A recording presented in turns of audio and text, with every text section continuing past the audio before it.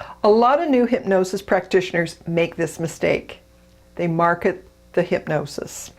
So their business card is all about the hypnosis, and their website is all about the hypnosis.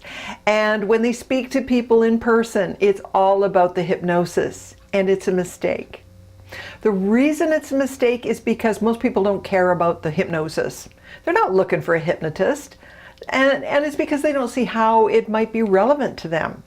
But everybody has a problem that they're struggling with, and you just might be the solution they've been looking for. They just don't know that yet. That's what you want to market.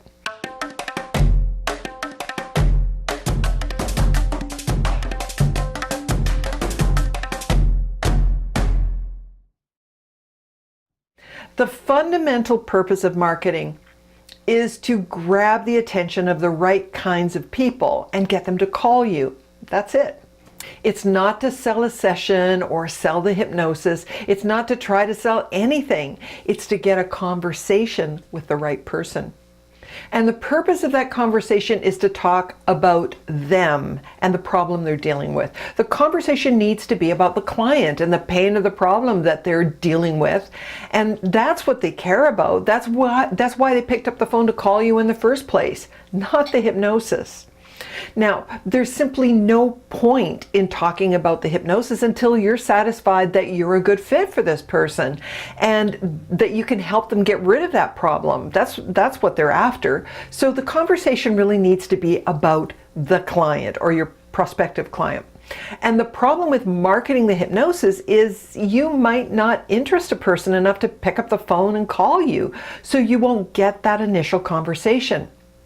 When it comes to hypnosis, typically there are three types of people who could become your client, and they are people who don't know anything about hypnosis, people who think they know what hypnosis is all about, and people who know what it is and it ain't good.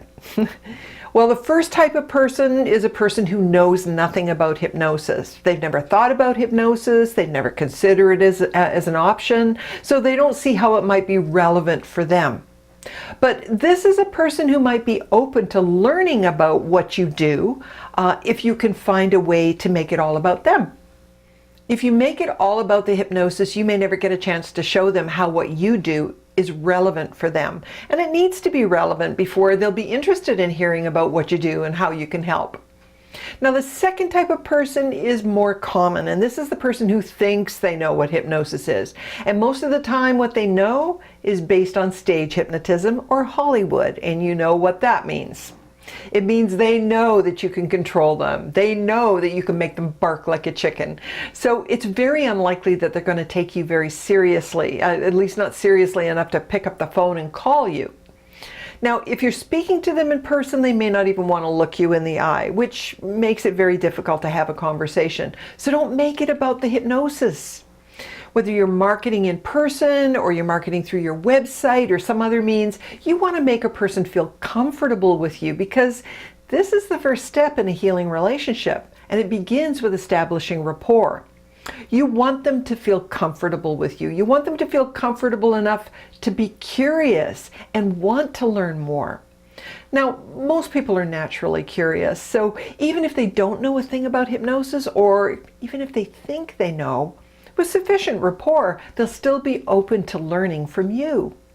Now, the third type of person is someone who knows what hypnosis is, and it's because they had a bad experience in the past. This is a person you want picking up the phone to call you, because if you can get them to trust you enough to tell you about that experience, you'll have the opportunity to change their mind, and that can transform their life. You know, I've had clients tell me that they would never do hypnosis because they'd been dumped into some traumatic event by an unskilled hypnotist or a psychologist, and it just didn't end well. Well, I just made it my mission to change their mind because they were still struggling with the problem. And I learned something very important from these clients. What I learned is that just because a person has had a bad experience with hypnosis does not mean that hypnosis is out of the question. And if you take the time to listen and show that you care, these people can become your clients and you can transform their lives. The important thing with these folks is to make sure you ask permission. Ask if it's okay for you to have a conversation with them. Ask if they'd be willing to tell you about that experience and tell you what happened. This will give you the opportunity to find out what went wrong so that you can educate them about what to expect from a qualified hypnotherapist.